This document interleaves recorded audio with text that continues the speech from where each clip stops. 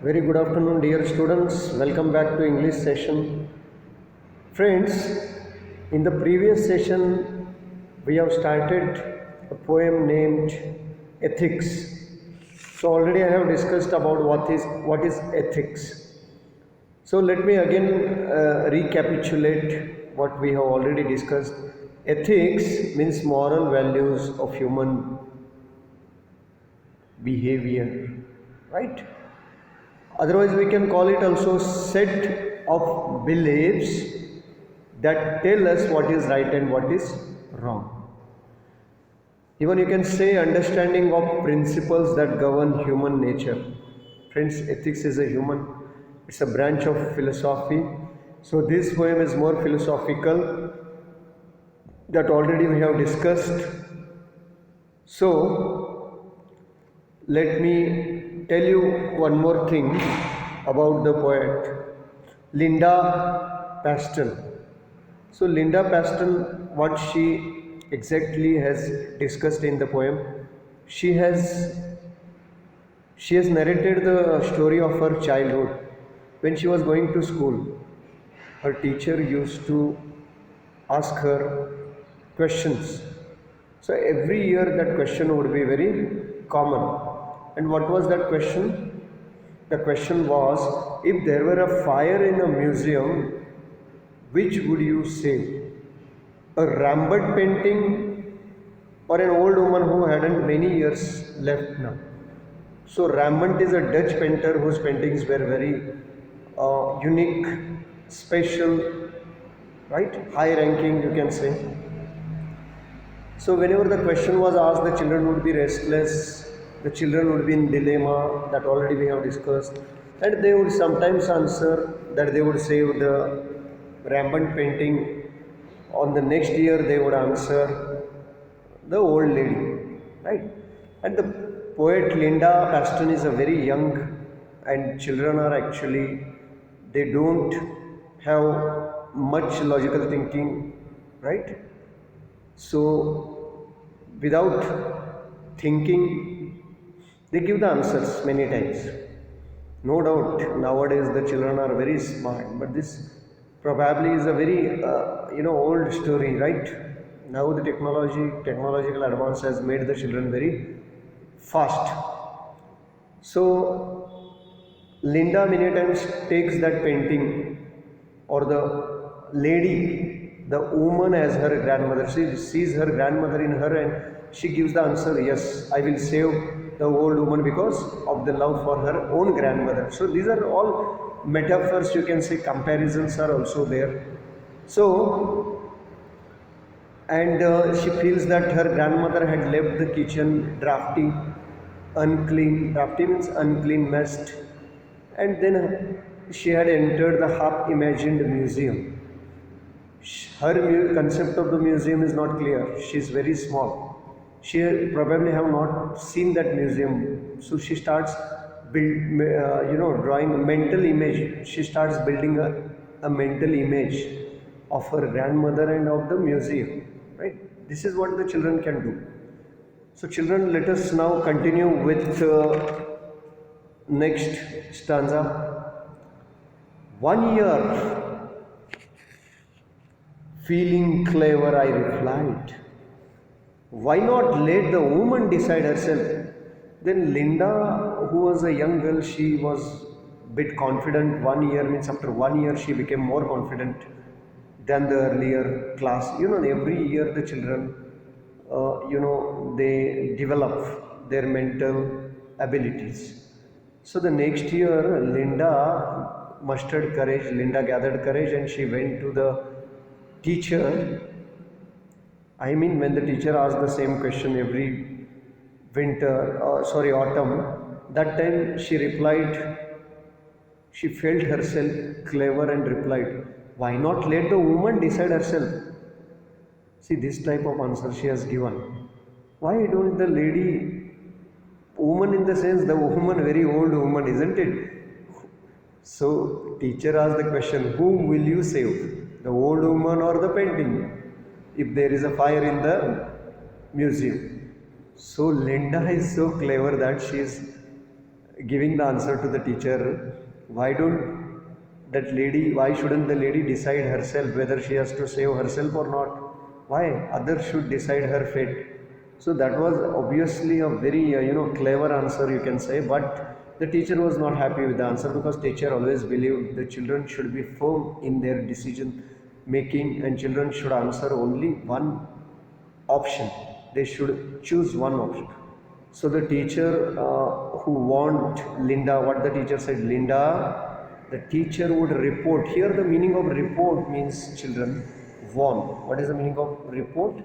Here, warn. Excuse means escaping, avoiding the burdens of responsibility. The teacher scolded her, Linda, don't try to be too smart. Don't try to escape from the responsibility. After all, Linda is a very small girl.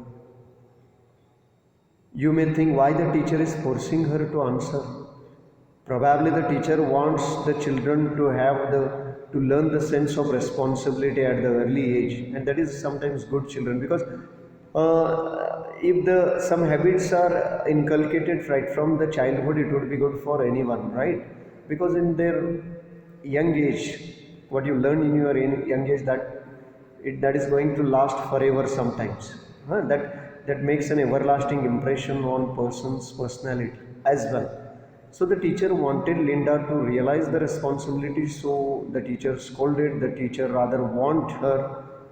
She told her, do not try to be smart, do not try to escape from the burden of responsibility. This fall in a real museum I stand. This fall means this autumn season. Children, now Linda is not a school-going girl. This poem, when she wrote the poem, she was very old, right? So she's now an old woman, the one the teacher always referred in his question. She has too become old, right? So this fall in a real museum I stand. In a real museum I stand means now Linda, our poet, who was a young girl, now she has become very old. She has visited that museum maybe first time, because many a times when you are young, when you are small, your teachers, your parents give you a lot of advices, they tell you a lot of things, but when you grow, it's an aging factor of maturing, and aging factor is there. When you grow up to a certain maturity, you realize the things what your teachers and your parents have told about you, right? You may have taken them in a wrong notion when you are young, but when you grow up, you realize their importance, right? So one day, Linda Paston visits the museum when she is probably very old, before a real Rembrandt, and she is standing before a real Rembrandt, old woman or nearly so, myself. So she's standing as an old woman. She's standing before the painting. She's observing the painting. She's studying the painting of Rembrandt. When she was young, she did not know who the Rembrandt is. But now she realized the value of art. Right? Children, in this poem, the poet wants to tell one thing, that the woman, the painting, and what is that? Seasons, women and painting, all are equally important. Nobody is inferior, nobody is superior. The poet's theme, actually, I told you. And another theme is taking proper decision, making proper decision, or choosing the proper option. That is also another theme. So this lady, this poet is very old now. Myself means she is very old. The colors within this frame are darker than autumn, and now she realized that this picture is really a very realistic one. And the color in the picture is darker than the nature, darker than the autumn. You may wonder, sir, how is it possible? Nature is always the best picture. But still then sometimes the art is also, my students, the art is also the best, the best creativity of humans, isn't it? So sometimes the real art also sometimes make us amuse. I just want to tell you one story. Once a boss, just listen carefully, one story I'm going to share. Once a boss who was very strict, was always scolding his employees and troubling them a lot. Then one of the employers, one of the worker was very smart. He was a good artist. What did, he drew one frog in the chair where his boss used to sit. And one day, as usual, the boss came. And the boss, before sitting, just looked in the chair and he found a frog. So great the painting was, and he started screaming. He took a stick, he tried to frighten that frog, but that frog did not move an inch. Then the boss was really worried. Then the worker who drew the picture, he came forward for his help and he said, "Sir, don't worry about this frog, because this frog is none other than a picture and drawn by me." The boss really felt very ashamed and he realized the value of art, right? Who was very always troubling his employees. He realized that his employees also are good human beings who helped him, who wanted to help him. So this is what your life is changed because of some incidences. Why I give this example? Because your art also can be the wonderful creation.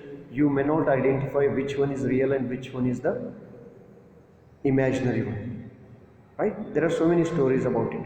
So then this time she realized that whatever the teacher used to refer, that season autumn, so this spring is also darker than the autumn, darker even than winter, the browns of earth. And the brown of earth means the natural color of the earth is the real reality of life. So the poet is connecting her life with the nature. She is connecting with the season. She is connecting with the soil. Brown means what is the color of the soil? Brown color. Browns of the earth means soil of the earth, right? Though earth's most radiant elements burn through the canvas, and though the picture is very much clear, the picture is great quality, it is describing the nature. Canvas paper, you know that you can see. And radiant means the emitting light.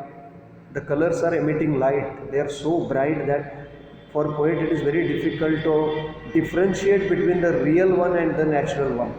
I mean to say the real one and the artificial one, right?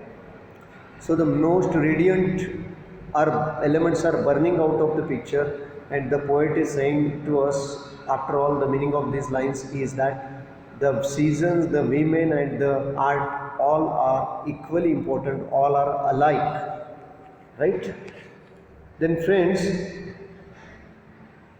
through the canvas, I know now that woman and painting and season are almost one, and all beyond saving by children. Children, listen carefully what the poet realized when she became old.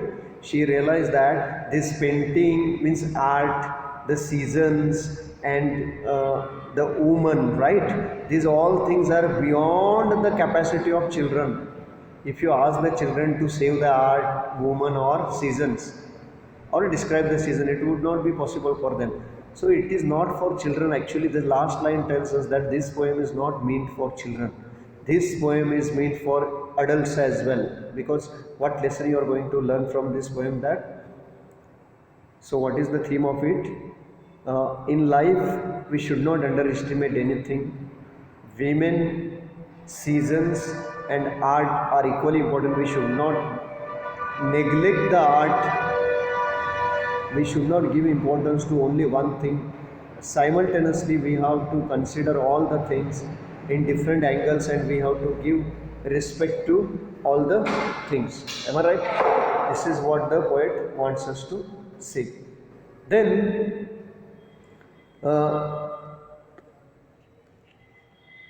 this is the, all are equally important. We have to give importance to everything in the nature, right? Art is also important, women are also important, and nature is also important, right? So being a lady, she has tried to open, it's an eye opener for the people who give importance only to some things.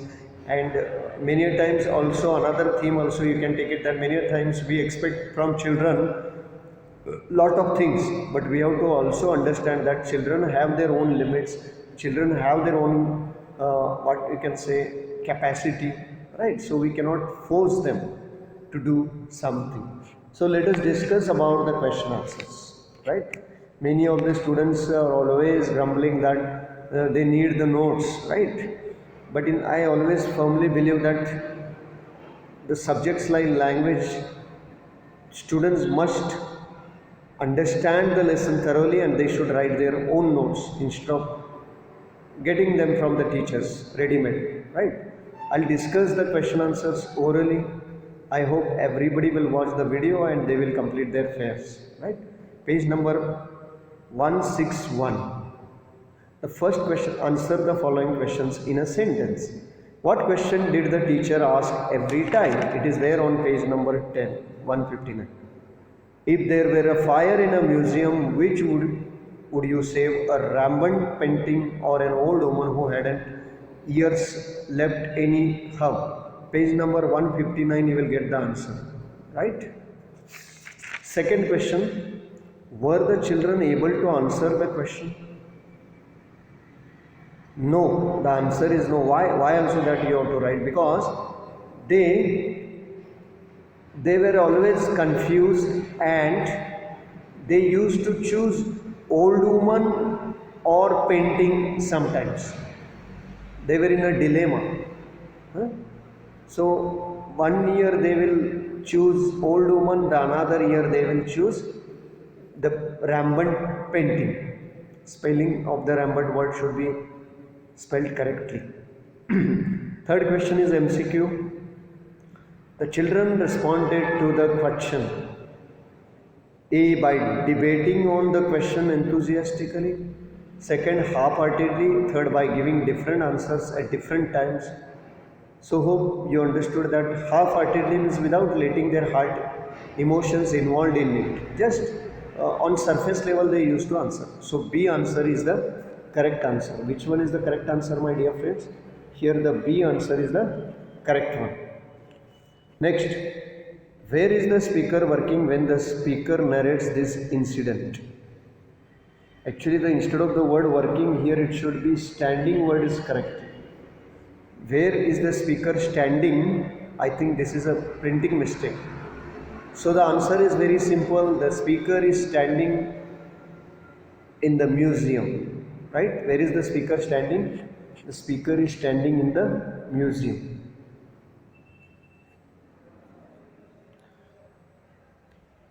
What had the speaker realized after many years? The speaker has realized, what she has realized? That after many years she has realized that women, seasons and paintings are all one. They are not different. And she has also learned that ethics and moral values can be learned through experience and reflection of thoughts.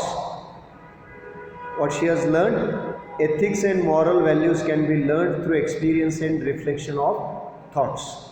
And also she has learned women, seasons, paintings are all one.